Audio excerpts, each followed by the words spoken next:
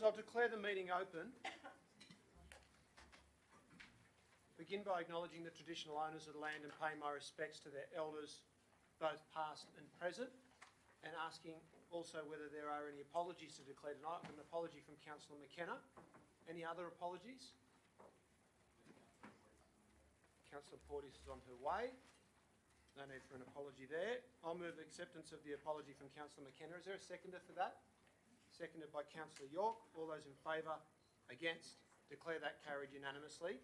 Disclosures of interest. Are there any disclosures tonight, councillors? Councillor Hesse? Yes, Chair. Small grants, page 119. I'm a member of the Mayoral Peace Group.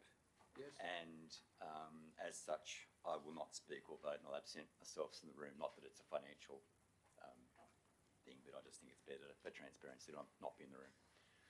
So, declaration of a significant non-pecuniary interest there from Councillor Hesse. Any others? If not, I'll move acceptance of that. Is there a seconder for that? Seconded by Councillor Macri. All those in favour? Against? Declare that carried unanimously. Could I ask everyone to please stand for a moment of quiet contemplation?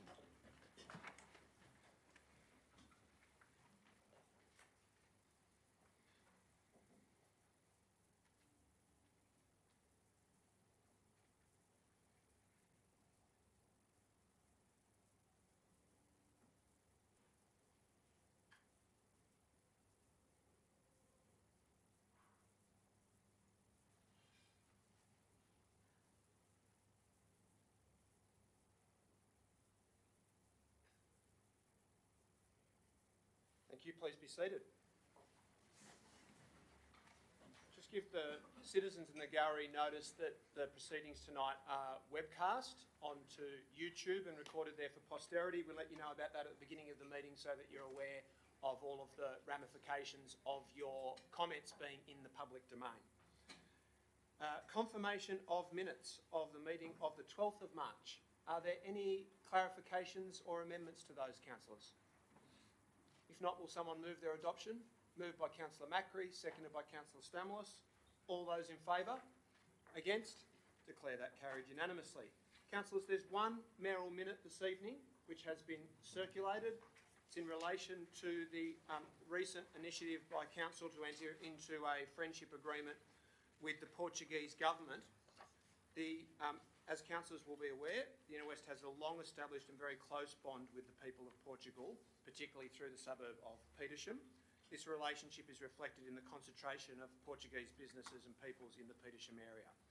The Portuguese tradition in the area is very strong, as shown by the successful Bairro Portuguese Festival, which was held this year again on the 10th of March and broadcast around the world via a live cross from Portugal's biggest and most popular news and current affairs show. I understand broadcast to 52 different nations. The friendship agreement we entered into in February 2018 led to a recent resolution of council that we would seek to name the central precinct in Petersham, not a particular street, but the main shopping centre, if you like, in honour of the Portuguese community. And I communicated that to the particularly to the Portuguese Australians who are in attendance at the festival recently, and they were extremely pleased at that suggestion of that act of recognition and respect. On 5th of February this year, Council resolved to accept the Portuguese Community Collaboration Protocols and to explore other things, including the renaming of the precinct. In subsequent discussions with the Consulate General, it was proposed to me by him as a representative of the Portuguese government that that precinct should be named Portuguese Town. And I've tabled a copy of that letter with the mayoral minute. What I'm proposing tonight is that we welcome the proposal by the Consulate General to name the precinct as Portuguese Town, but also that I think it would be wise to consult with the local community about whether that is the best and most appropriate name to use. And so I'm suggesting that we go away and have a chat to the local businesses and the local Portuguese community about whether that name is appropriate or whether there's another one that they'd like to suggest, It has been indicated to me by the Portuguese government that there will be a visit in June from a very senior minister in the government, and that they would like to take that opportunity to finalise and formalise the renaming process, which would be terrific if that were achievable. So I will move that way. Is there any discussion, councillors? Councillor Passos, then Councillor De Cruz. Yeah, I don't have a problem with this. What government is in Portugal? I don't know. Their political persuasion, I'm not sure.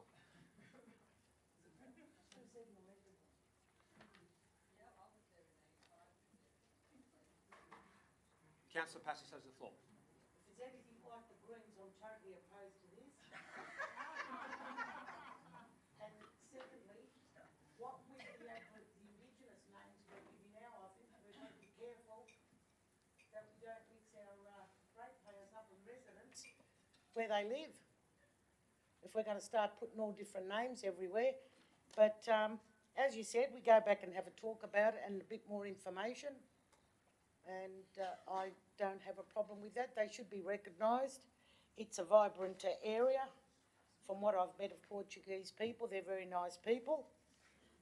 And I heard that their tarts are very well received. That's about it that I know. So, yeah, let's go back and have a look at it. Very nice gesture. Okay, thank you for that. Councillor De Cruz. Yes, I welcome this motion from the Mayor, or this minute.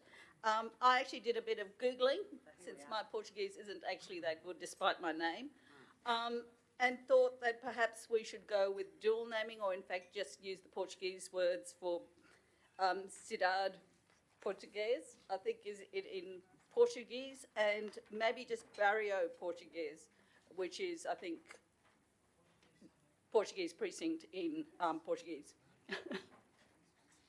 Okay, good suggestion. I'm sure we'll get that from the community. Councillor Iskander. Councillors, I had the chance to speak with the Portuguese community leaders, and I met with the Consul General, and we are really following up all the agreements being signed between our mayor and the ambassador and the what's his, sorry, Mr. Mayor? The Consul General. No, what's the ambassador was, His name? yeah? I don't want to mispronounce it, so we'll have to clarify that later. Okay. So we had that chance to talk, and the name Portuguese Town came from them, and they had a good discussion in the community, and they come up with it. They're very happy with it, and they are not really asking for a big thing. It's about just to recognize the long relationship between this council and the Portuguese community. The special minister who will be here in June, he will be very happy to come and celebrate what we're doing with his community, and to have a plaque naming the precinct as Portuguese Town, and it will take us to the second stage, which is going to be a very creative project, bringing all the culture, art, what is really necessary to make this town is very recognized and very well respected as Portuguese Town. So I urge all the councillors to support it and stand as before behind this very important partnership between our council and our part of the community, and celebrating our multiculturalism. Thank you. Okay, thank you for that. Is there anyone else who wishes to speak to the motion? If not, I'll put that. All those in favour? Against? Declare that carried. Now, councillors, I'm going to move that we suspend standing orders to hear from all of the registered speakers tonight. Before doing so, I'll make note that I've received notice from the General Manager, from the CEO, that he has directed officers as a safety measure to conclude their work tonight at 10 p.m, and that if we are still conducting the business of the meeting after 10 p.m, that the CEO will remain to answer questions and to assist with the secretarial work, and the other officers will be directed to head home. So I don't think that requires a resolution of the council, but there's a very limited agenda tonight, so I'm quite certain that if we work together, we can get through it before 10 o'clock, regardless. Mayor, can I just quickly Yes, speak Councillor Kiat? of the speakers, I noticed that there was at least one, or rather two, in relation to traffic items, and I think it would be appropriate tonight if we heard the items to which the speakers are speaking immediately after they spoke, or not, in whatever order is acceptable, but at least bring them forward. Okay, so I'm going to move that we suspend standing orders to hear from all of the registered speakers, and that we then deal with the items sequentially. So, no, that's going back to the agenda, so it's not what you want. So I'm open to the same foreshadowed motion that we have at every single meeting. And I I'm happy presume to it will be move the moved. same foreshadowed motion that we have at every single meeting, which is that I move that we bring forward all items for which people are attending this evening, and we deal with those items prior to deal with other items on the agenda. I'm sure the minute takers have got that wording, given we've been voting on the same thing every meeting for the last year and a half. After the Greens, Councillor I don't Passos. think the Greens should be allowed to open their mouth. Councillor Passos will second my motion. Is there a seconder for Councillor Porteous's motion? Seconded by Councillor Hesse. I'll put the primary motion to suspend standing orders to hear from the speakers and then return to the agenda. If that's defeated, then we'll consider Councillor Porteous's motion. All those in favour of the burn motion, please raise your hands. 1, 2, 3, 4, 5, 6, 7. All those against? 1, 2, 3, 4, 5, 6, 7. I'll use my casting vote in favour. That has been carried. Now, to go to the items for which there are registered speakers, that's items 1, 2, 3, 4, 6. Yes, that's fine, thank you. 1, 2, 3, 4, 6, 10 and 11. I'll go to each of those items sequentially. The first item, I understand that the two speakers have either indicated that they'll be late or have withdrawn their registration. So I'll go to item 2, which is in relation to the post-exhibition report, 120C Old Canterbury Road, Summer Hill. And the first registered speaker is James Howison of Leichhardt. If you could come forward. Now, for the benefit of all of the speakers, our Code of Meeting Practice allows for 3 minutes contributions from registered speakers. You'll hear a bell, which I'll ask the minute takers to ring now. You'll hear that after 2.5 minutes, which is an indication that it's time to wrap up. We're not in the practice of extending people's time beyond 3 minutes. And the reason for that is, if you're the first speaker tonight, you might be tempted to go over, but if you're the last person to leave tonight, you wish that the chair had made sure that everybody else stuck to time. There are a couple of items, just before I get to you, Mr. Howison, sorry. There's a couple of items which I'll come to subsequent to hearing from the speakers on this item, where we have more registered speakers than are allowed under the Code of Meeting Practice. And I'll come back to that in a moment and ask all of those people to adjourn to the back of the room and see whether they can work out between them which of the three of them could represent their position. Over to you. Okay, thank you, Mr. Mayor and fellow councillors, for giving the opportunity to address the council to provide further insight into the current VPA under consideration. I'm the senior consultant engaged by the owners who are a local family living and operating their family-owned heritage sandstone business in the LGA. My role is to consult with the government agencies to navigate through all the necessary approvals in relation to the planning proposal before council. This planning proposal has a long history, dating back with the initial contact with council in late 2013 at the conclusion of the last Ashfields LEP update. In that time period, the councils obviously have amalgamated, but the big change has been to the surrounding area, to the subject site, which has gone through a major urban transformation into a thriving residential precinct.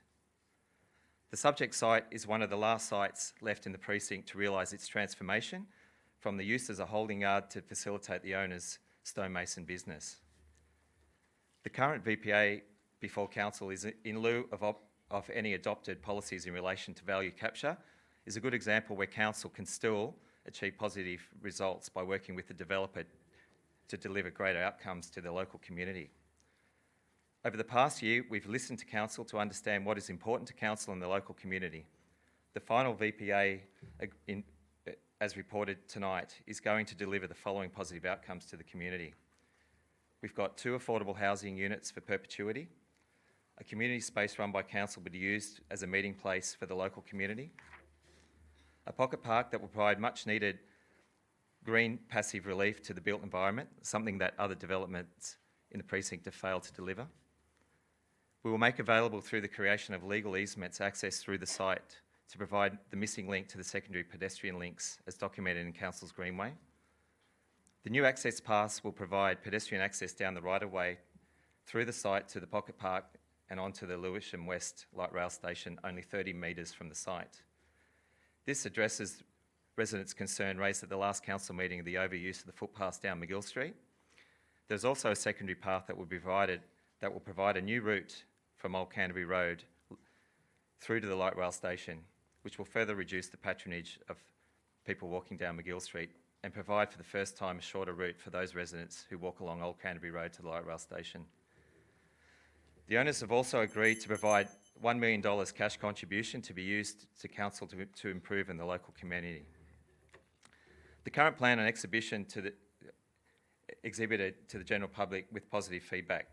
The outcomes demonstrate a win-win for both parties and ultimately the pending development will deliver better outcomes to the local community. It also demonstrates that council has managed to achieve its aspirational goals of capturing 50% of the uplift value through the rezoning process, something which we believe has not been able to be achieved by the adjourning developments. I urge the councillors tonight to follow the council's recommendation and fully support the report before you. Thank you for the opportunity to speak. Thank you. Our next registered speaker is Shansuke Mukai of Lewisham.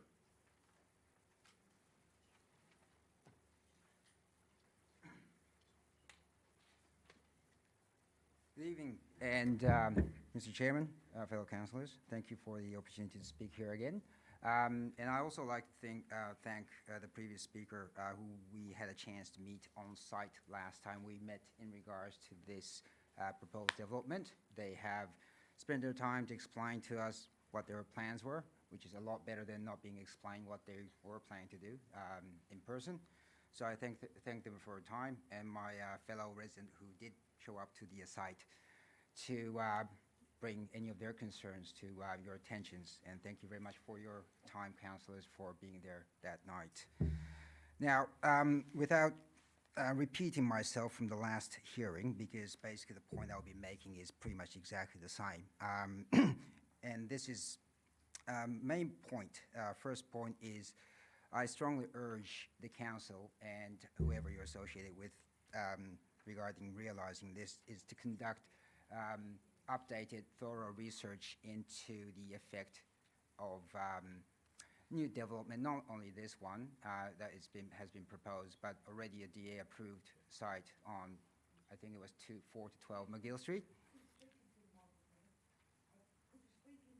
Oh, sorry, you can't hear me? Sorry. Is that better? Excellent. Okay, so look, I believe the traffic sort of control or traffic situation report was done a little bit while ago.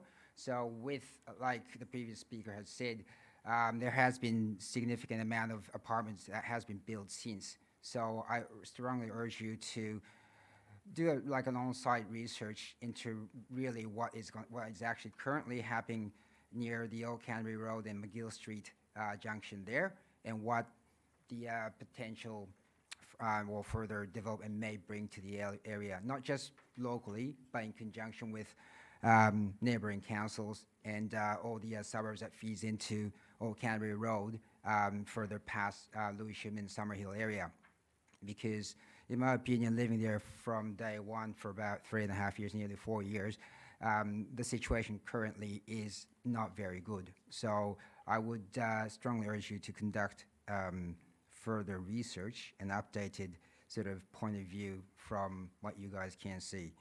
objectively. Now, the other thing is, I also urge you, and this is another point I brought up in the last hearing, is that the thorough research study into an actual effect the construction during and after may have on the childcare and its children attending there day by day.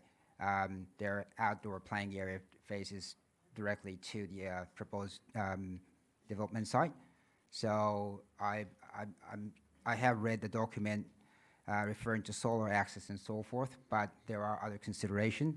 So I strongly urge you to do an update research from a traffic perspective as well as potential long-term and short-term effect to the childcare, which is adjacent to the proposed development site. Thank you very much for your time. Thank you very much, sir.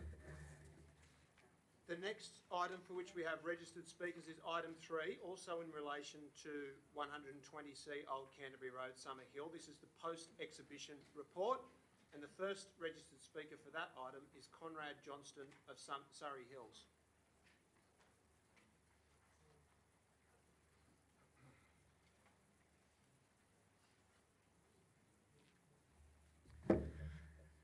Thank you for the opportunity to address Council on this issue. My name's Conrad Johnston. I'm the architect and urban designer who's been working with the client and senior consultant to come up with this proposal. It's been a long and complicated process. We've worked very closely with Council throughout, and we're happy with the recommendation of the report. All the issues have been comprehensively dealt with in the original report and the subsequent reports. I have a few brief comments, and a lot of these stem from the Council organised meeting that was down on site with the local residents, which was a very useful process. Firstly, we've spent a long time understanding the site and the potential impacts on the surrounding community, including the Greenway project. We believe that the planning proposal and building envelope proposed has the opportunity to provide a really positive contribution to the local area and the residents in particular. The proposal nominates a built form with a ground floor that only occupies 50% of the site. The rest of that site will be dedicated to planting and green areas, which is quite absent in some of the other developments to the north and to the east of our project. And particular to that green band that was surrounding our development, we're proposing a 300 square metre pocket park, which will form a link from McGill Street down through our site through the Greenway, and we think it will provide a relief from the built-up area surrounding the project. The project is also sculpted. The previous speaker mentioned sunlight to the childcare. We've spent a lot of time moulding and sculpting the envelope to make sure that not only do we provide sunlight to the childcare, but also we reserve sunlight to the adjacent building to the east. The project exceeds all the requirements of the ADG in a sense that it has cross-ventilated apartments, north-facing apartments, and it exceeds all of the numeric requirements, including setbacks, and a lot of the other developments surrounding area do not meet those setbacks. So we have a very wide green curtilage and compliant setbacks. So in general terms, the project is an opportunity to change the use of the site, which is a light industrial site, which is now inappropriate to the surrounding residential precinct. We think it is a really positive linkage to the Greenway, which is a great project, and we think that this will perform a very strong link between all of the new residents in the area and the Greenway. We've been working with the client, Rick, for 3 years. He has a great commitment to the project, and we believe that he will deliver something special for the local area. Thank you. Thank you very much. Our next registered speaker for this item is Anthony Betros, also of Surrey Hills.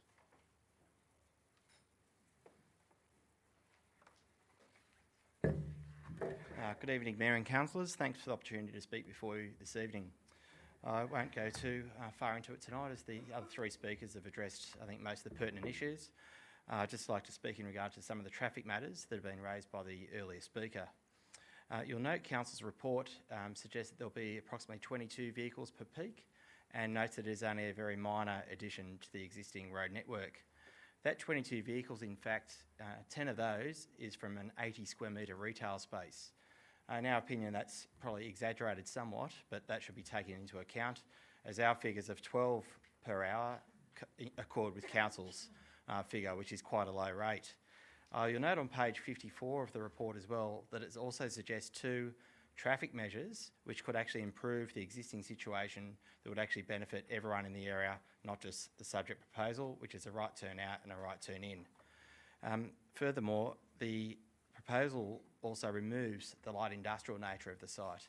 And page 52 of Council's report, I think, suitably summarises what the application or the proposal is about. It says finalisation of the ALEP 2013 amendment is necessary to resolve the current poor environmental state and future of this derelict site. Deferment to a future consolidated inner west LEP would be unlikely to provide a substantially different planning outcome. Now, this is just the planning proposal, and a lot of the matters that have been raised can easily be addressed at the DA stage, particularly in relation to traffic, noise and parking. And understanding the concerns of the childcare in relation to noise during construction, it's standard with any development like this that excavation would be limited to, say, 45 minutes with a 15-minute break each hour. That sort of thing is standard, and there's also a substantial distance of separation to the childcare centre. So I just think those sorts of issues will be resolved at the planning stage, but happy to answer any questions. Thank you. Thank you for that. And our last registered speaker for this item is Rick Timperi of Croydon.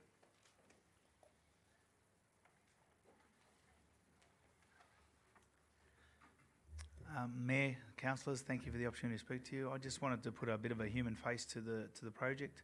At the last meeting, I was very, very disappointed when it did get adjourned for another thing.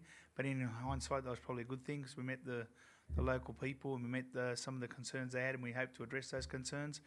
Was very disappointed I was branded as a developer. I'm actually a family that lives in the area, and we're just trying to do something. We ended up with a development that we have to do. We can't have our stonemasonry yard there anymore. It's not suited for the ground, the area. I've employed some professional people. I've got people that are there that are locals, and they know what they're doing, and they're going to work with the council. And I think this system is not a perfect system we have, but it's a system we've got to work with, and I'm willing to work with the council and to get a favourable outcome for myself and for the community. And I think I've done my best, put my best endeavours forward, my best effort forward to have a decent outcome in today's head count. So I urge us all to just follow the guidelines and follow recommendations and approve my development. Thank you. It looks like I'm a developer at the end of the day, but thank you very much. Thank you for that.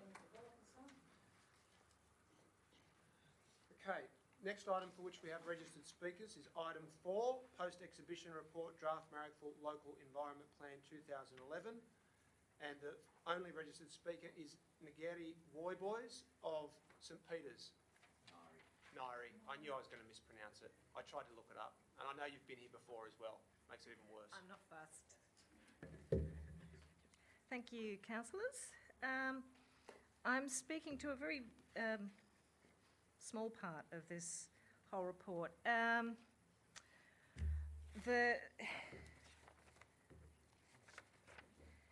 In attachment 7, the recommendation L/LZN/all brackets 01A, that all land reserved for acquisition on the Land Reservation Acquisition Maps, LRA maps, be zoned commensurately on the land zoning map for that property, insofar that it relates to land reserved SP2 classified road, not proceed. So I think I'm supporting that. I welcome Council's recommendation not to proceed with the commensurate rezoning of Simpson Park and low density residential land in St Peters. However, I am concerned that this rezoning matter will be revisited as part of the preparation of the environmental planning instrument for the Inner West Council LGA. If possible, please end our worry now and decisively rule out the rezoning of Simpson Park and the dozens of homes that are either in part or fully in the very old County Road Corridor. RMS state the County Road Corridor reservation predates WestConnex, and therefore it should not be assumed that the reserved land not utilised by WestConnex is no longer needed for potential future transport purposes. This response by RMS is callous and ridiculous. Any land can be acquired for transport purposes, irrespective of zoning, pre-existing reservations, or even heritage listing if it is deemed state significant. RMS do not need the land in St. Peter's to be zoned commensurately should they decide it is required for further transport needs. Furthermore, they have just replaced the 2-lane Campbell Street in a residential area with a 4-lane main road plus 2 extra lanes of off-street parking. Widening Campbell Street even more would be lunacy. Those of us living in the proposed new SP2 zone along Campbell Street have been through enough stress. We have seen our neighbours forced out and their homes knocked down. We have endured two years of living in what is essentially a construction zone. Can we please at least have the peace of mind of knowing our homes and local park won't be rezoned infrastructure? Thank you. Thank you very much. We'll ask the officers to address that when we get to that item in a few moments' time. Next item for which we have registered speakers is the Local Traffic Committee minutes. Item 6, the first registered speaker is Casey Mackay of Newtown.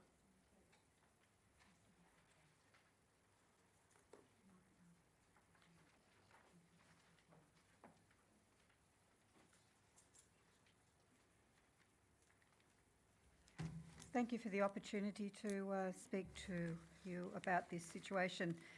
Yes, it's a small decision that's been made about the Fitzroy Lane that comes off Australia Street, but it has caused a bit of heartache for the residents in that back lane. The background of this is that it came to Council's attention after there was some shenanigans and the street signs were moved from one side of the street to the other, resulting in the residents' side that backed onto the back lane where all the exits were, for example, driveways. Then we had the cars just driving very quickly down that side, and it was a fairly unsafe situation. The council acted quickly and addressed the situation for us.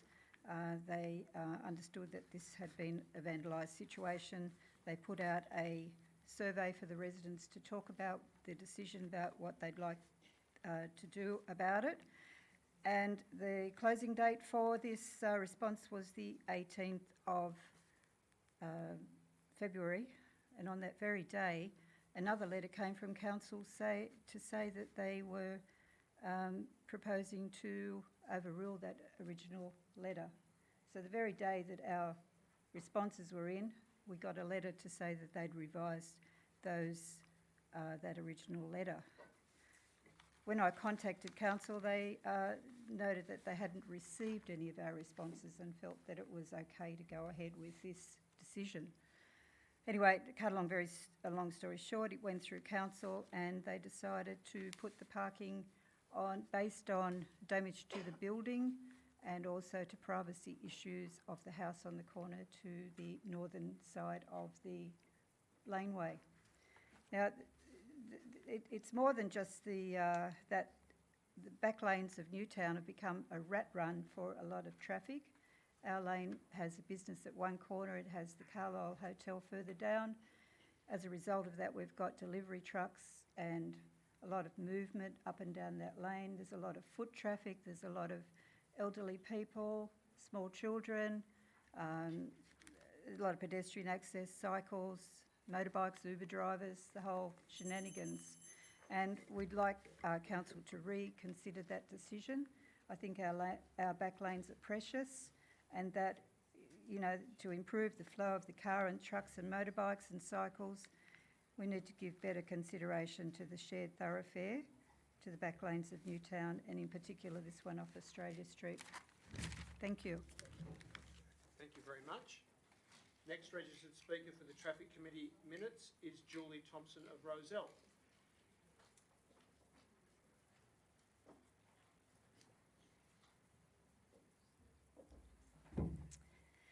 Good Good evening, everyone, and thank you for the opportunity to speak tonight.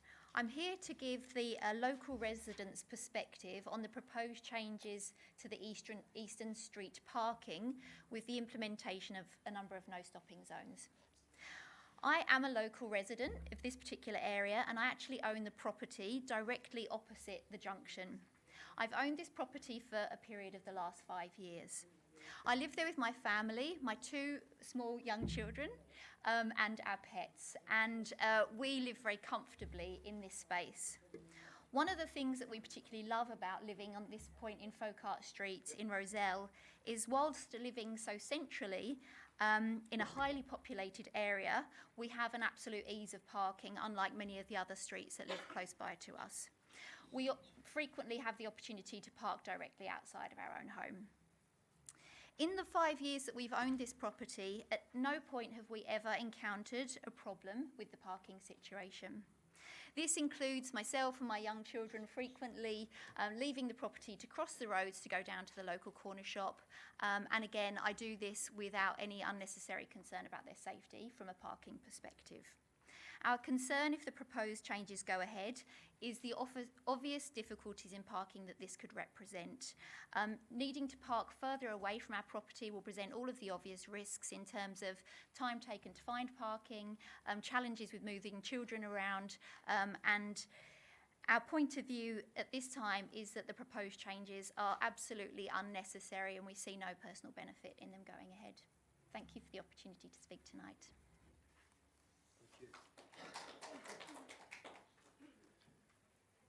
And the last speaker for this item is Mr. Sean Wallace, also of Rozelle.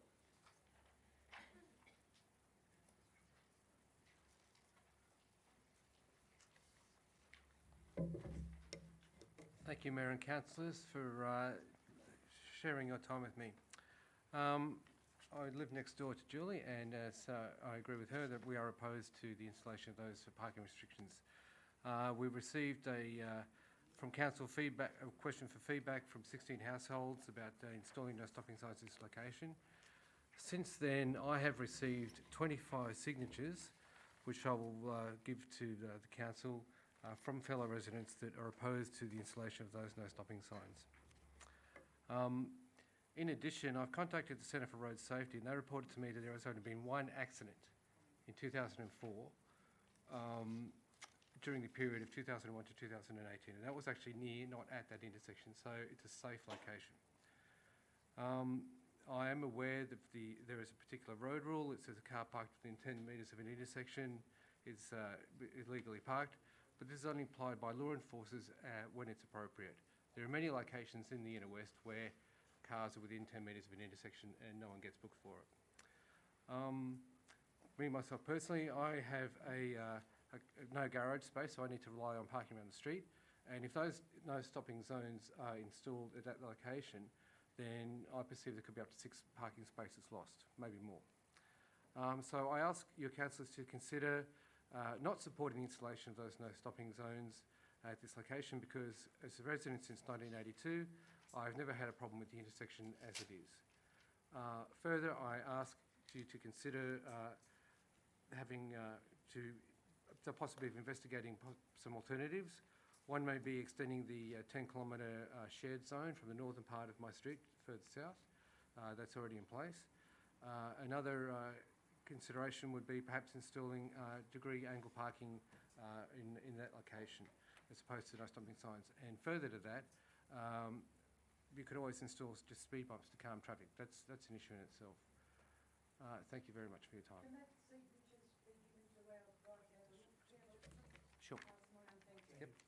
Thank you for that. Thank you very much, sir. Thank you. Okay, now forgive me, I didn't take care of this business earlier, but the last 2 items for which we have registered speakers, for both items we have 5 registered speakers. All registered speakers for both items are in favour of the resolution. There are a number of speakers who have registered to speak to both items.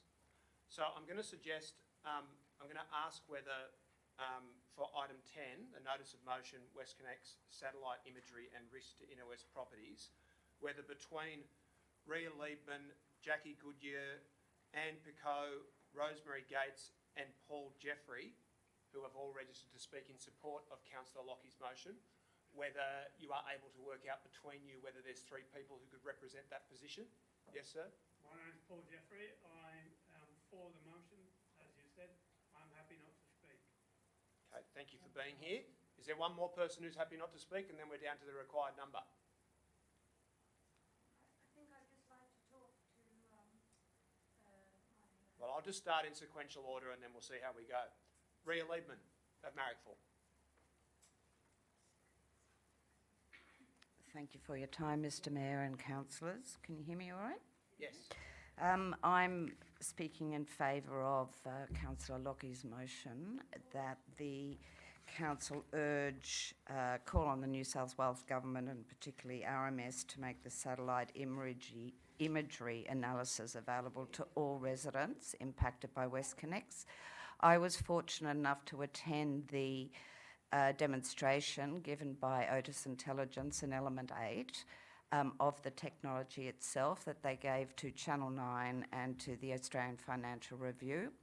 That was accurately reported in the Financial Review and by Eddie Meyer on Channel 9. So those news reports reflect the information that those news agencies received, were presented with and received directly from the technology developers.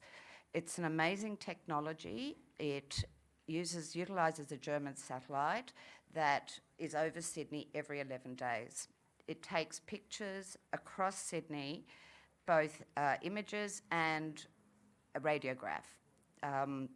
Radar technology. So it is able to discern the exact location of a particular space and time or particular plot every 11 days. This data that Otis Technology has, Otis Intelligence goes back to 2016, 2013, 14 and 15 are also available, and to the present. That means that we can look at location of property at a particular point in time before WestConnex construction, during WestConnex construction and after WestConnex construction.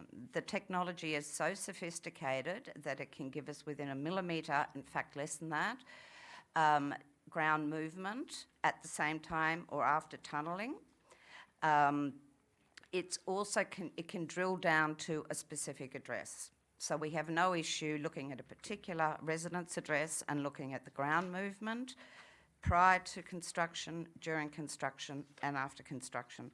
So this means it not only deals with the issue of vibration from the tunnelling, but also changes in water, groundwater and groundwater movement, which can go up and down during that period, and we've been able to trace that during that period.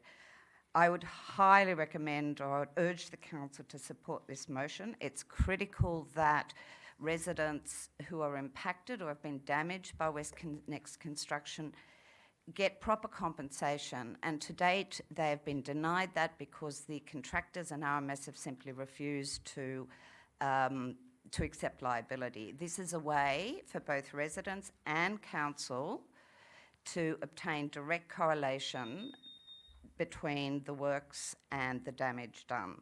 So again, I would urge councillors to vote in favour of the motion. And as a side note, 10 seconds please. Yep. As Please, your time's expired. Thank you. As a side note, I am aware that the developer of the technology has made an offer to the General Manager of Council and the WestConnex unit for a demonstration of this technology, and I'm sure they'd be happy to invite councillors to that as well. That is due, I'm hoping, to happen in the next 2 weeks. Thank you. Thank you. Next registered speaker, Jackie Goodyear.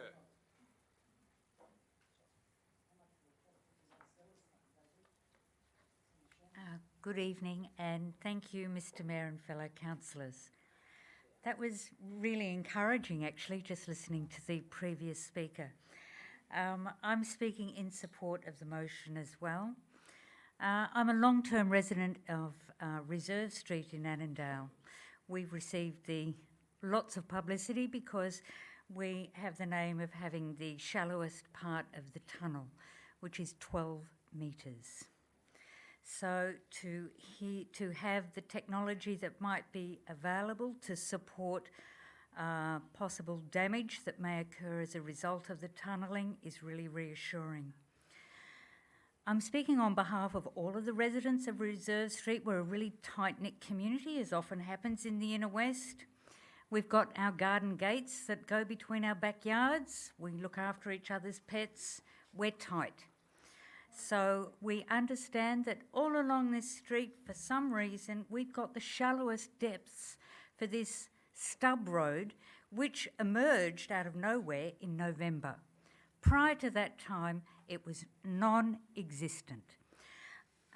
So the proposed WestConnex project has blatantly disregarded the EIS recommendations for tunnel depth, and it's inflicted on Reserve Street a double whammy.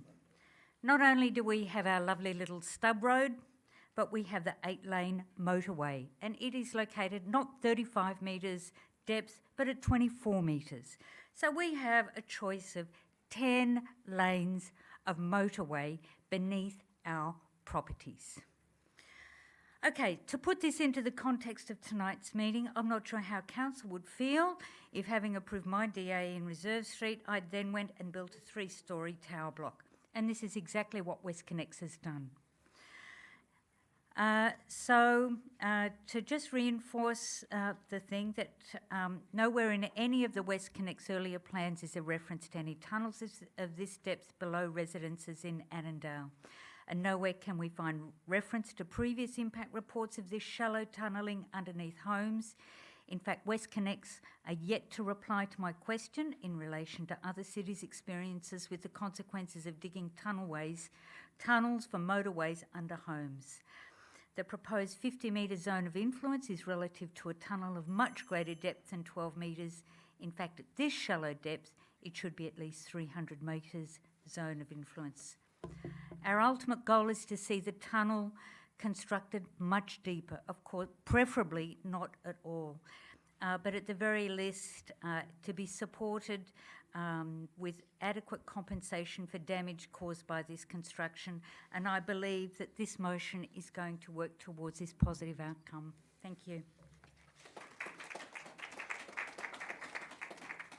Two remaining speakers for this item are both registered both for this item and the next item, so both Anne and Rosemary. So I suggest a fair way to divvy that up is that whoever speaks on this item, the other person could speak on the next item. Anne and Rosemary, are you able to determine between you who will be speaking to this?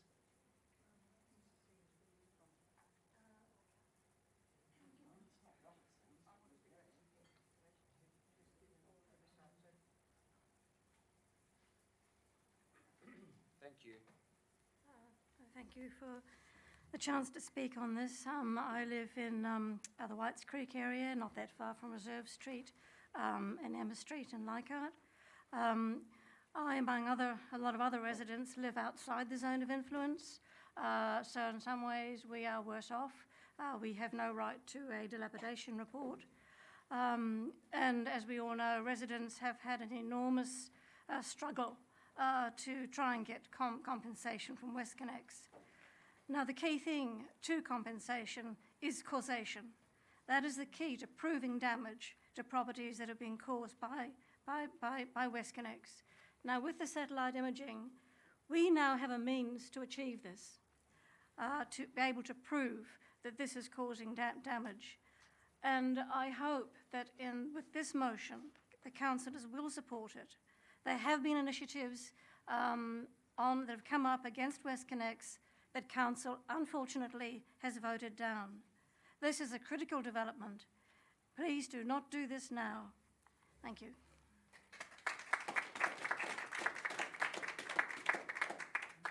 Okay, thank you very much. The last item for which we have registered speakers is item 11, notice of motion, community plebiscite on merger. We have, so if I remove Rosemary, I have 4 registered speakers, one of whom is Paul, who withdrew previously for the previous item, and 2 of whom are related. So I've got Michelle Hacking, Kath Hacking, and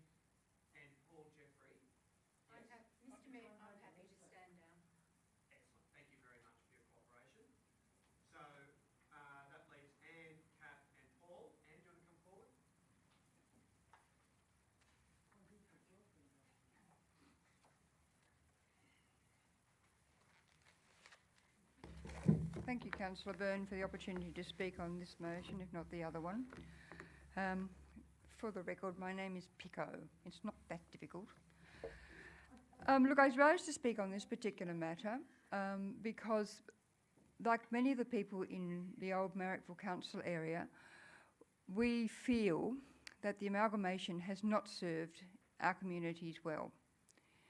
From everything I've actually seen in relation to the actual financial supposed gains that were supposed to come from the amalgamation, that these have been a chimera, that on the contrary, the amalgamated council has been much more expensive for ratepayers and for most services than the old three councils were. And I can't say, except in the instances where the service remains the same as it was under the Marrickville Council, I can't say outside that the services have shown any obvious improvement. On the other hand, my rates have continued to go up. So I would like to see a proper consideration of a de-amalgamation. Now, it is a complicated matter. I support Councillor Stamoulis. Thank you for putting your proposal up for our consideration, to the Council's consideration tonight, for a plebiscite on this matter, because I think it would be a useful exercise to test the ratepayers' feeling about this across the entire very large municipality.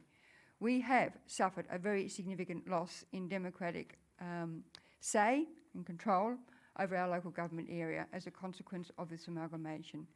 And speaking as a member of the residents of St Peters, I have to say that I think the Marrickville Council end has particularly not been well served. And frankly, in St Peters, Tempe, Sydenham, we feel very neglected. Our community has borne the brunt, the very severe brunt, of the West Connects M5 work.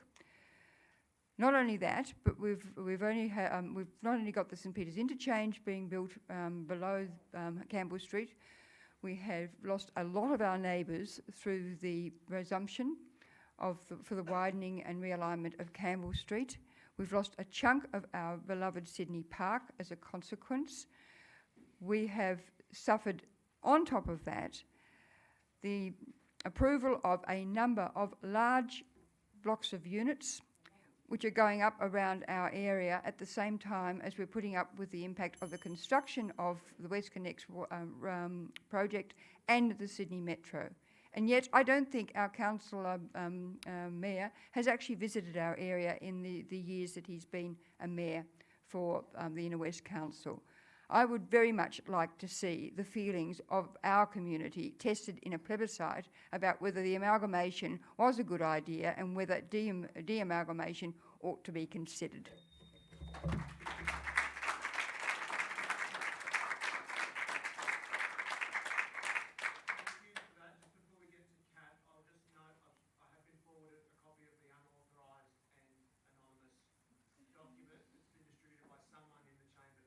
With my face crossed out in what could be interpreted as a crosshair. Obviously, that's inappropriate electoral material. I hope it's not threatening. That's certainly not my preferred interpretation, but I'll just pass that to the CEO for that to be investigated and considered. And we'll go to Kath Hacking.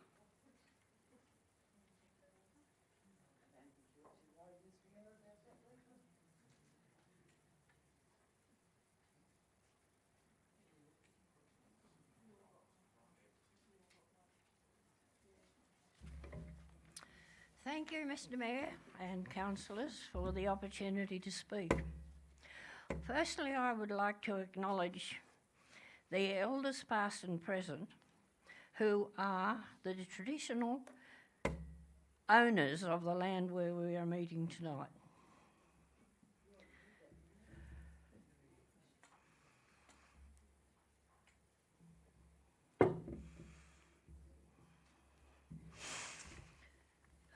A plebiscite on merger.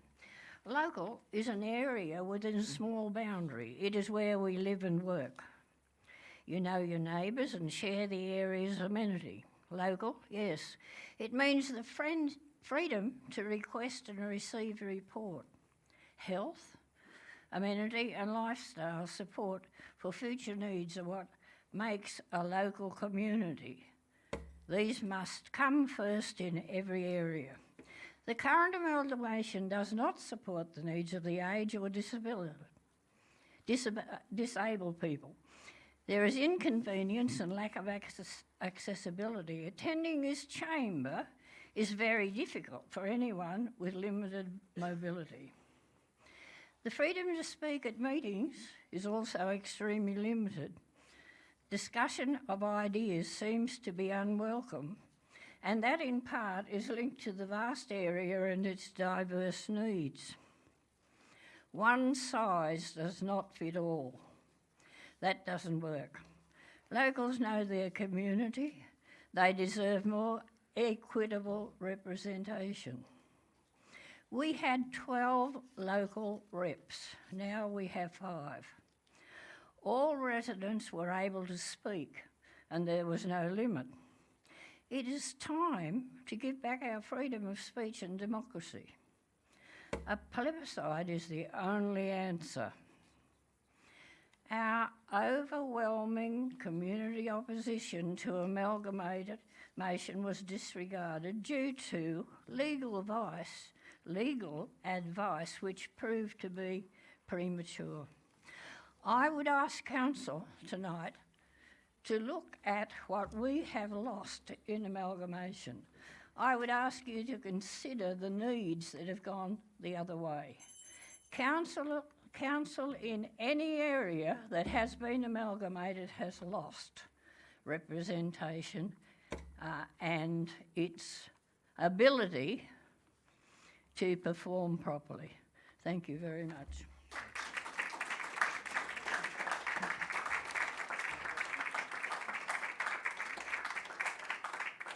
Mr. Paul Jeffrey.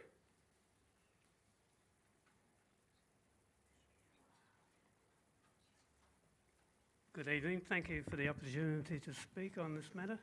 I just want to register my resentment in the fact that the state government were allowed to take away our democracy in a blatant attempt to shut down opposition to WestConnex, which this amalgamation was obviously for. When you look at the map where WestConnex goes, it goes right around the boundaries of the 3 councils.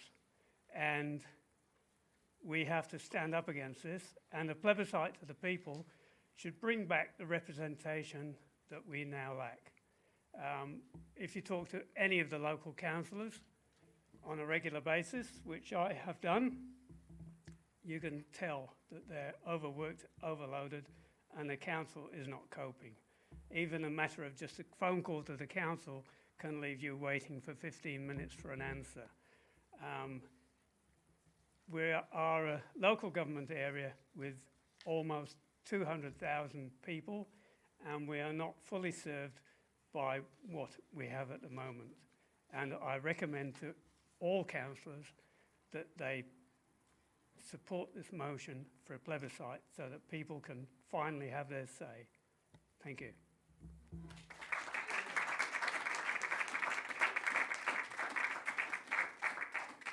Thank you for that. We'll now return to item 1 of the agenda. So I'll ask councillors to turn to that in their business papers. And I would like to move the officer's recommendation with 2 amendments. I'd like to thank the council officers for their work on the development of this developer contributions plan. I am very pleased to see and to note that rather than there being any $50 million liability in relation to this for council, actually no liability has been incurred at all. Councillors will recall that advice was provided by officers that there was the potential to incur $50 million in costs for public domain works that would be required as a result of the rezoning. Councillors would also be aware that the rezoning was completed by the New South Wales Government in December 2017, and that the development control plan, which we were to consider at council, was not a tool that could be used to rescind the actual rezoning itself. The advice that was provided about the $50 million liability was based on the notion that every development application for every parcel of land within the rezoned site could be submitted and approved prior to the adoption of an amended development control plan. As it's turned out, not a single development application in the entire precinct has been submitted. We often find it difficult to approve someone's back veranda extension in 6 months, so I always thought it was highly unlikely that there would be 10 or 15 large-scale development applications rushed through the system and approved in a matter of months, and that, I'm pleased to say, has not been the case.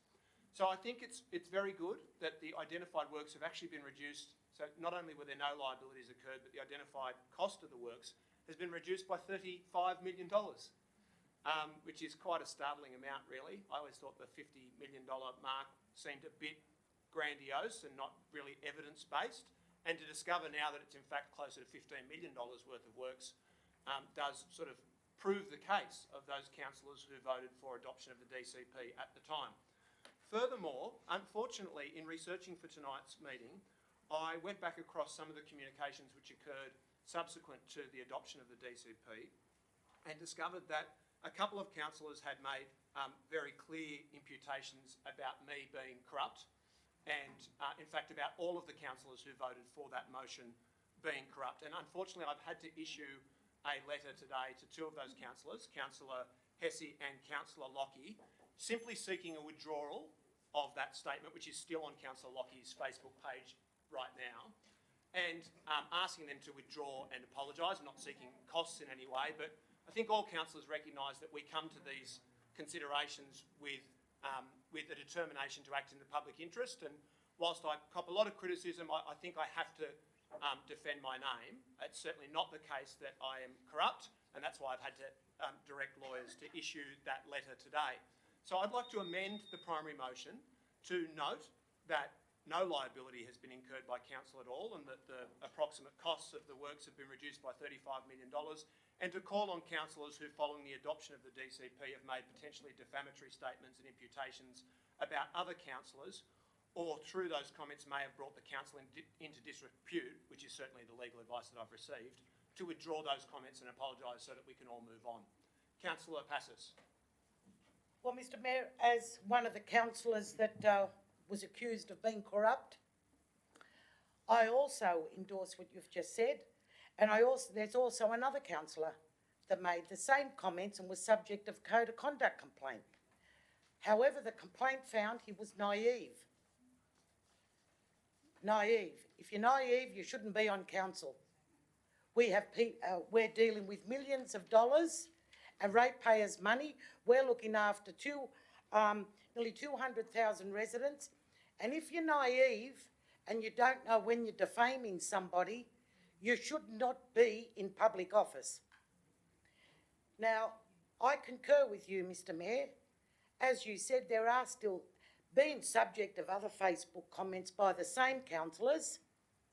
Something has to be done about this. I don't think these councillors are aware what the role of what public representation is. It's not to feather your own nest and to make you look like you're fighting the good fight. Yes, but be in full possession of the facts. And people that on their first term on council, their first year, that get into these chambers and think they know it all and fire bullets at people, accuse people of corruption, and then use the excuse naive, unacceptable. So, Mr Mayor, I also call on those councillors to apologise on live stream immediately, the same as soon as they left the council that night, went out and put it all over Facebook how corrupt we are, and we were going to cost the ratepayers up to $50 million. And Mr Mayor, I've been buying lotto tickets daily since I was elected to this term on council for one reason and one reason alone. If I win, those councillors are going to have legal problems hanging over their head for the rest of their life. Councillor Hesse. Point of order. Yes. Mayor, Councillor Passis has just threatened other councillors with legal proceedings for the rest of their lives. I really think that's not conducive to, our debate here tonight. So I'd ask her to withdraw those comments. Don't find me the 6 numbers and then we'll put it in place. I'll call the meeting to order. I'll adjourn the meeting if I need to. I'm going to rule that was rhetorical flourish. I'll go to Councillor Hesse. Thank you, Chair. A question through you to the officers, if I may. Yes. On page 17, financial implications, the report says, accordingly, the delivery of this facility and other similar apportioned works will commit council to an expenditure of $655,150 over the next 15 to 20 years. Can I just ask, is that extra, that's above what we're likely to receive from the proponents of the deal? I'll put that question to the Manager of Strategic Planning.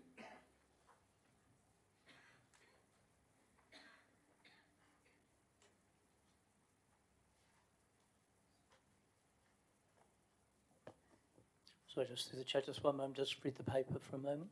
We'll take that on notice and I'll go to the next speaker. Councillor Kiat. Look, I'll reserve my right to speak, but I'd just like to move, as a foreshadowed motion, the officer's recommendation on the papers. Okay. Councillor Kiat has moved the officer's recommendation without the additional amendments as a foreshadowed motion. Is there a seconder for that? Seconded by Councillor Porteous. Any further discussion, councillors? Councillor Stamoulis. Mr Mayor, Mr Mayor, I understand the context of this debate, but I believe there's 2 parts to this motion. One is the substantive motion about the DCP, etc. The other part is your concerns about what may or may not have been said, or the implications of those things. I believe that part of the motion should be broken into 2 separate parts, a matter arising which details your concerns. Similarly, my other concern is that I feel that some of the more or older councillors, or those who have served several terms, occasionally need to take things into context a little bit more. I don't believe that I heard any inference at all that suggested corruption, Mr Mayor, about any councillor. I did not hear any inference to that. And I believe that we should not get too sensitive in making those interpretations. And similarly, the mathematics of the $35 billion, 0.3 should be in the matter arising, but frankly, that's of little concern. We have our accurate numbers right now.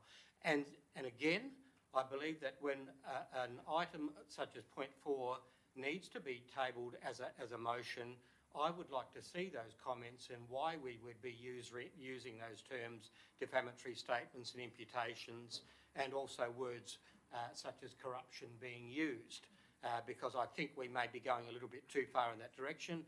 If there are concerns, I think possibly councillors can deal with these outside the meeting rather than through motions of this nature. Thank you. Well, I'll take that as a question to the Chair, and that's a fair point to ask about Councillor Stamoulis. The 2 relevant comments on Councillor Lockie's Facebook page are one from someone stating that councillors who voted for the motion are in bed with developers at the cost to locals. And the second one is a comment from Councillor Hesse himself. I've posted a link to the council's media release saying, here's the facts, and Councillor Hesse has commented, here's a promotion from the developers. So I think that imputation is quite clear, and I've issued that letter. I'm not seeking through this motion to do anything other than for any councillor who has impugned others to withdraw the comments. So I'll leave it at that. If you don't wish to vote for the primary motion, Councillor Kiat has moved a foreshadowed motion, which is simply the officer's recommendation. So it achieves the same outcome for you. Further discussion, councillors? Councillor Porteous?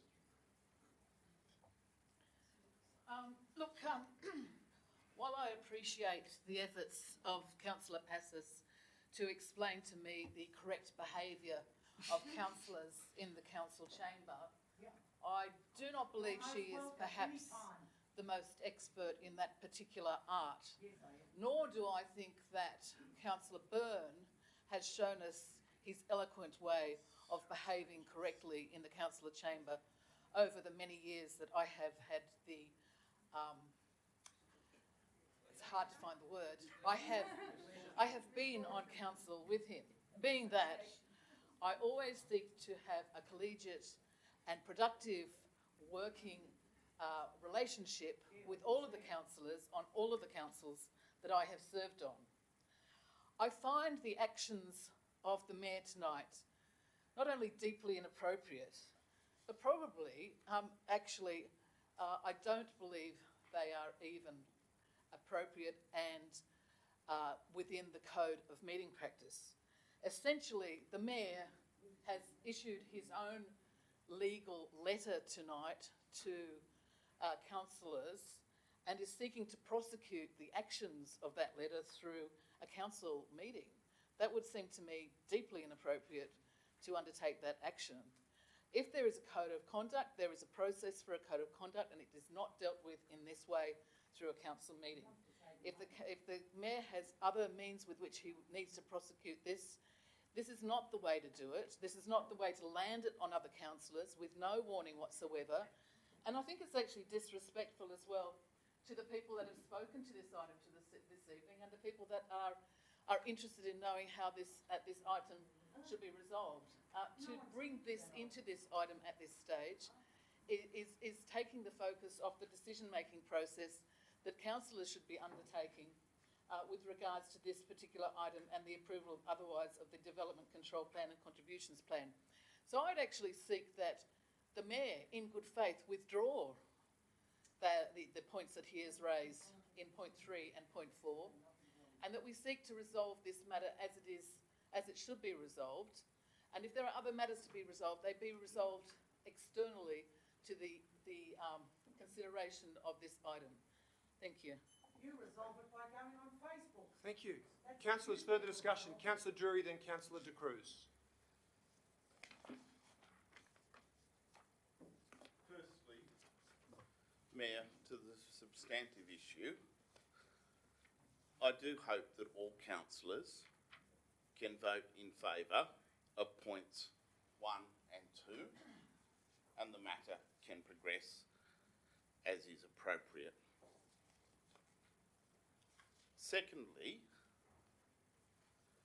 I personally was advised by a number of people how corrupt I was because I voted in favour of a proposition at the meeting that last considered this.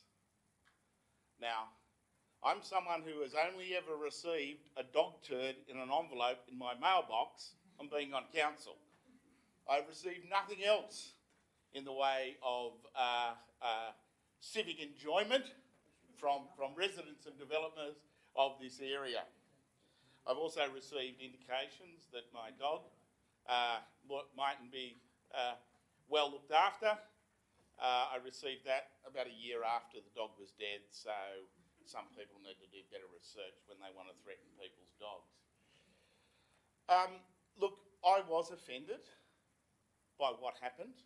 I was offended, and I believe there were some councillors on this council who stoked that, who in fact stoked that community resentment and that suggestion that there were councillors on this council who were bent because they didn't believe we're up for 50 million, because we just couldn't see it. We could not see it on the basis of what was presented to us. And Councillor Porteous, you and I are both no fans of the code of conduct. We aren't fans of that process. I think it is a ridiculous process.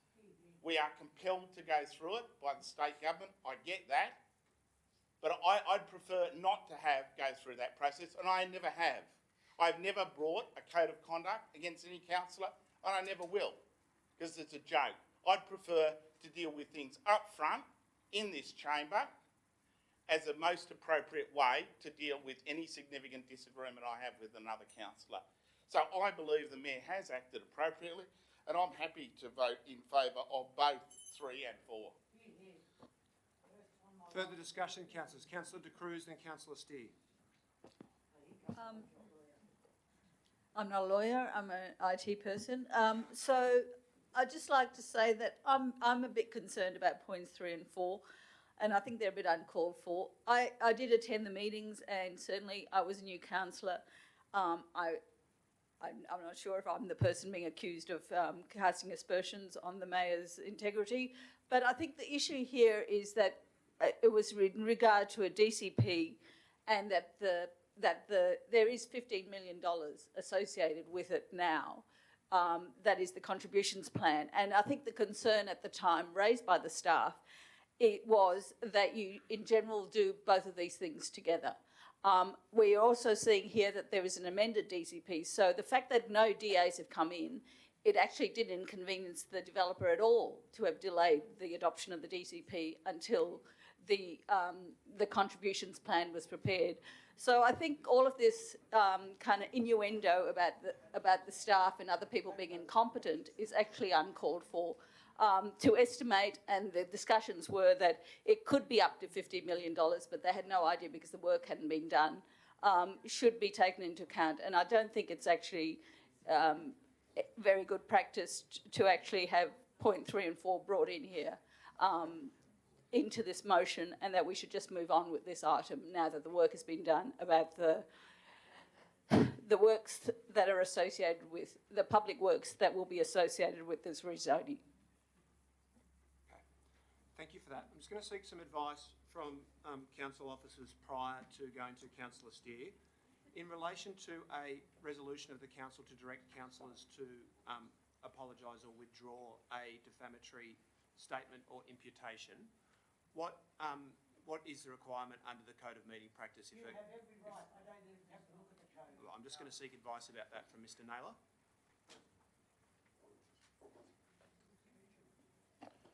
Through the Chair, the Code of Meeting Practice talks about a number of acts of disorder that can occur, and that, it's up to the council to determine if there is an act of disorder that occurs. This could fall into an act of disorder during a meeting, and through an act of disorder, a council then can resolve to ask a councillor to withdraw a comment or to apologise.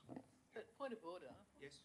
This is not something that's occurred in a council meeting. This has occurred online in social media. Just ask you to address your point of order, I think the point is that when it happens within the moment of the meeting, there can be a request to withdraw a comment. But this is actually going back quite a period of time, and it's not something that ever occurred in a council chamber. Point. It's Councillor something that Steer has happened on people's personal Facebook sites, or I don't know where it happened, but, there's been but no on Facebook. There's been no ruling for you to dissent from, so Councillor Steer has the floor. Well, no, I think that the ruling, in my opinion, that I'm asking, disagree with the is officer. there any reference to Councillor Steer social media? still has the floor, and I will come back to you if you'd like to ask a further question. Councillor Steer. Thank you, Mayor. I certainly can't support items 3 and 4 for several reasons.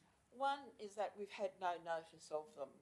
2, we've had no advice in relation to them. And that means that no one here is in any position to decide whether those things should be done. In relation to point 3, without the formal advice of a qualified lawyer, such as the General Counsel of this council, we are simply unable to assess, as a matter of law, whether any liability has been incurred to council. That is not just something that people can decide. It is a matter of law.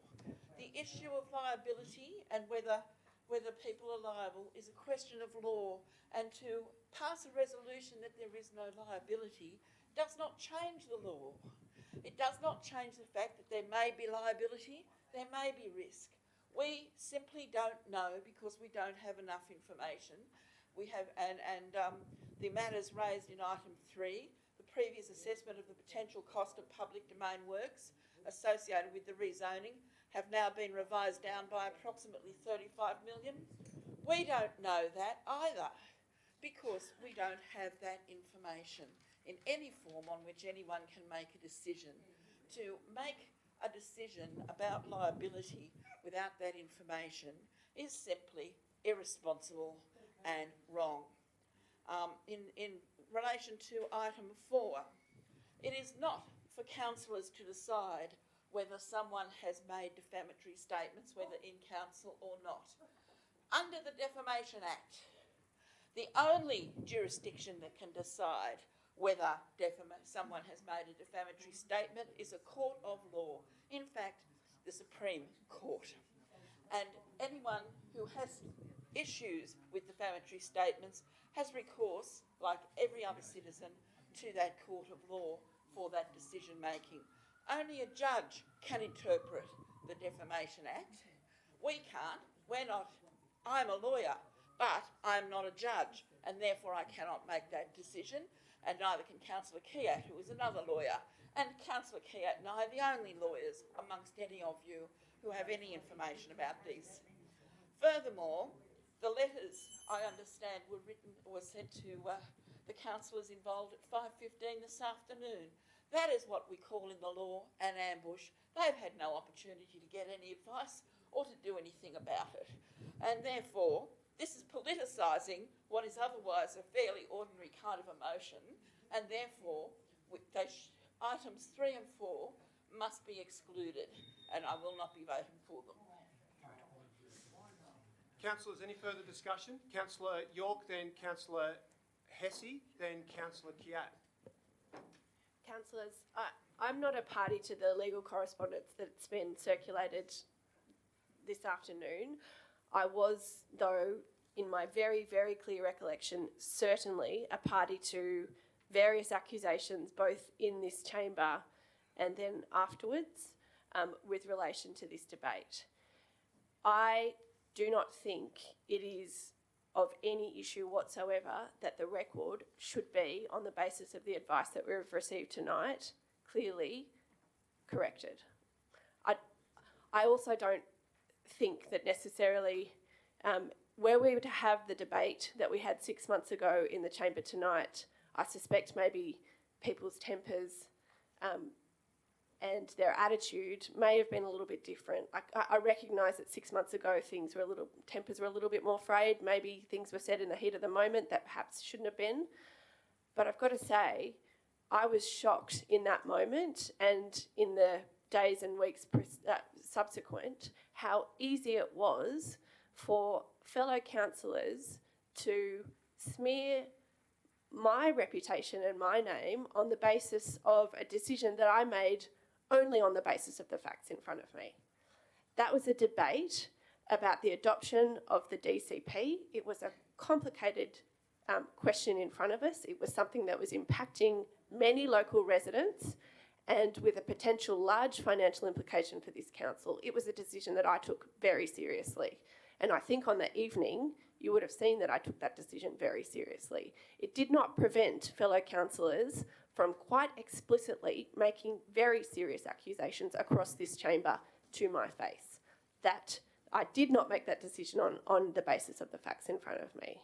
We had to decide on that evening were we to adopt the DCP and therefore be able to accept the proposal of the development for the Rich Street proposal, which was a creative hub that was being proposed as part of this development, or lose that opportunity.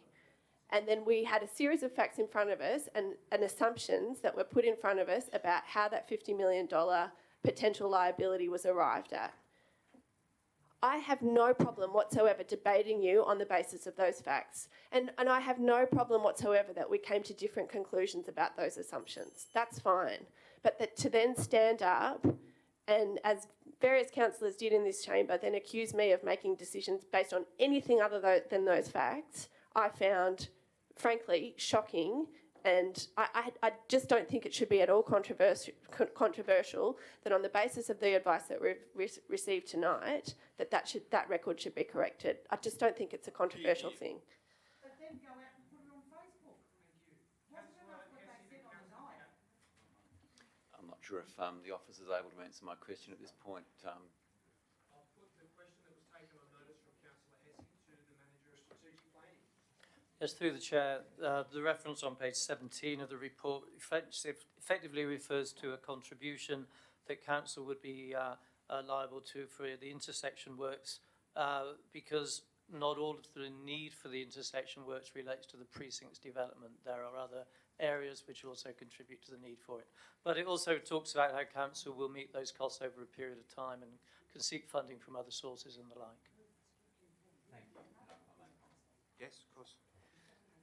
Thanks to the officer for that advice that at least in the case of that intersection, council could be up for a cost of $655,155 over the next period of time, as I understand it, and that council will need, as I quote, will need to meet the infrastructure cost shortfall through other means, including accessing grant funding or through general revenue, which is rates money, of course.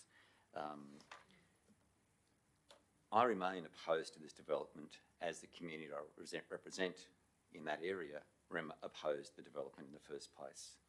The site is a long-term flood risk. It is on part of the old Gumbaramora swamp and in the long run will be subject to sea level rise. It's an area which suffers from significant airport noise and significant over-trafficked. Previous Marrickville councils have opposed development in this area because of the airport noise and the traffic. It represents a loss of employment and a loss of services to the community of Marrickville and indeed the surrounding areas, and a loss of industrial land. I have spoken to and have been approached by people who run music venues who are upset and concerned that it potentially impacts on their creativity of the inner west, and of course there is additional cost to council. I note in the last state election that the opposition opposed spot rezoning. This is what it is. It's not an act of corruption, of course, but it is a spot rezoning. I believe that it was a bad decision and it remains a bad decision. I do thank, of course, the council staff for doing the best that they can, as they always do. But a bad decision it remains, in my view, and it highlights, I think, the problem with the New South Wales planning policies that this council and each other council in New South Wales operates under. That's why they just got re-elected 4 more years. I'll call the meeting to order. Councillor Hesse has the floor. They must know what they're I'll call the meeting to order. I only wish they did, Councillor They Passis. got elected. I'll call the meeting to order. You guys couldn't even pick up an extra seat. I'll call the meeting to order and adjourn the meeting if necessary. Councillor Hesse has the floor. We really shouldn't be supporting these kinds of rezonings, and I think that's what it boils down to. And I do note that on the last Marrickville Council, that the Greens councillors and the state member, the then councillor on Marrickville Council and now the state member Joe Halen, all had the good sense to oppose it, and I congratulate them for that opposition. I think history will say that they were right, and I will not be supporting it tonight, as I've never supported it previously. Thank you. Thank you for that. Councillor Kiat.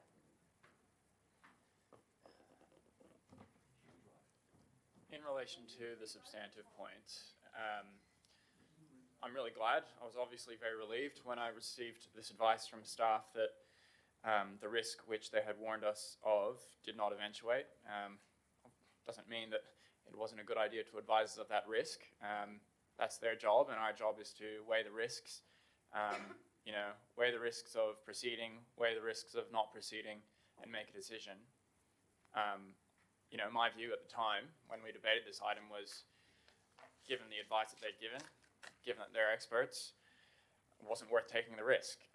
The argument made counter to that was that, well, we don't think the risk will eventuate and we don't want to lose the opportunity for this development to go ahead. And look, I thought that was the wrong decision, but obviously we're all relieved that the risk did not eventuate. So I would say in relation to the language around the developer and the relationship of the two registered speakers tonight, David Tierney and Sean Meckin, we all know that they have a relationship with the Labor Party.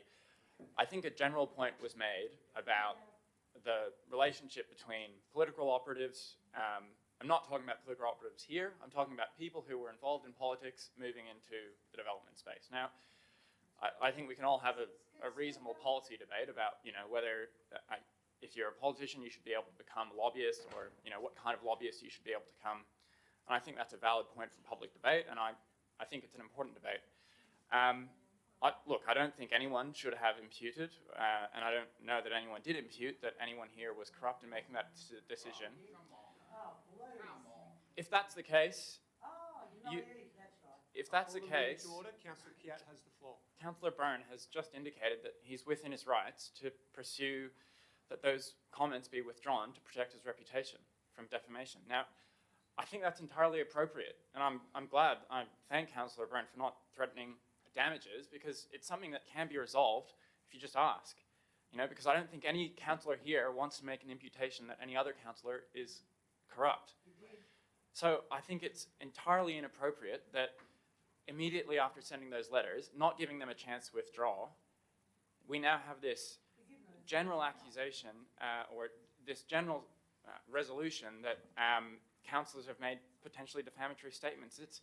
It's really bad process. Now, do we want to compound the ill will that was created out of that debate, or do we want to try and move on? And I think that this is going in totally the wrong direction. I think it's extremely poor process.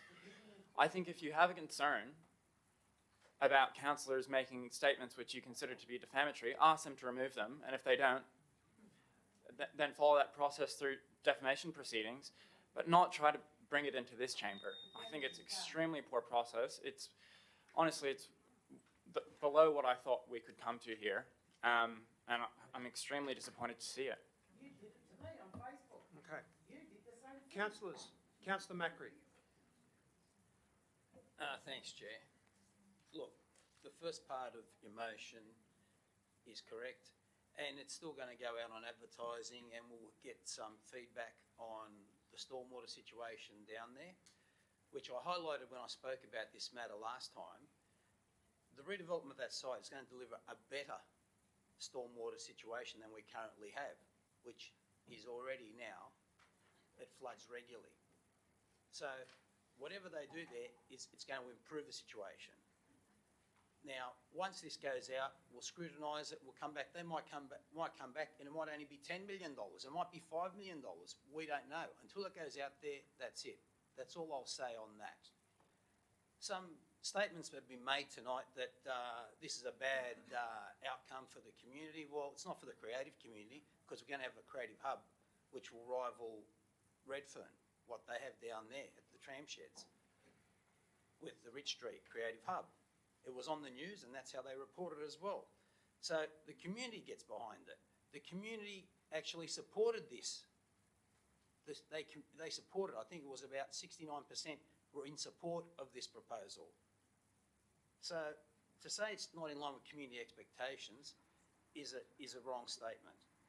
And it's going to increase employment down there, because employment lands are for employment, and the type of employment we need is not factory-based now. It's more IT and smart industries, which will employ and generate more employment.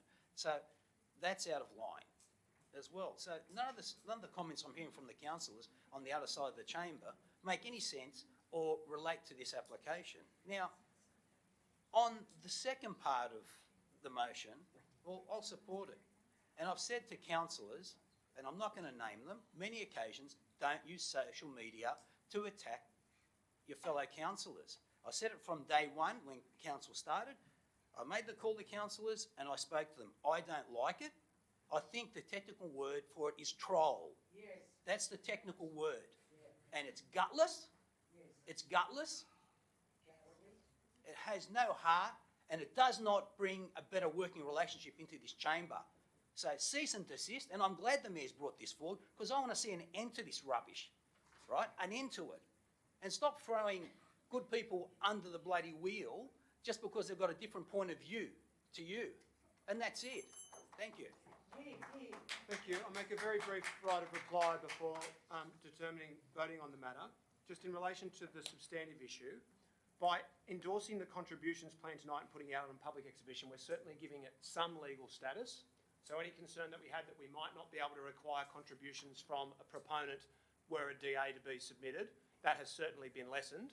I think it's literally impossible that in the 28 intervening days that a DA will be submitted, assessed and determined. And in that case, given that that's not possible, that the liability has been done away with. There is no liability. There is no risk. And so I think that's a good thing. I'm glad that all councillors are welcoming that. I note that Councillor Hesse has said that he won't be supporting any motion for adoption of the DCP tonight. Now, I know we're all professionals here, so we understand this, but Failing to adopt the DCP doesn't do away with the rezoning. All it does is do away with our ability to control the nature of the structures that are built as part of the rezoning, and it also does away with our ability to impose a developer contributions plan. Everyone who's familiar with the Planning Act understands that. So if we don't adopt this policy tonight, we actually can't get any of the funds for public domain work. So I thank Councillor Kiat for at least moving a foreshadowed motion that would allow that to occur, and I can't say that I understand Councillor Hessie's position. In relation to the process issues and the comments that have been made, I regret that it's been necessary to bring this matter to council, but I became aware of these comments in researching for tonight. I sought legal advice and was advised that the comments were so clearly defamatory, not only of myself, but of all of the councillors who voted for the adoption of the DCP and impugning the council itself, that the right and proper thing for me to do would be to write to the people who'd made those comments in advance of the meeting to let them know that there was a serious concern. I'm a little confused as to how other people are angry that I've raised an issue about having been defamed.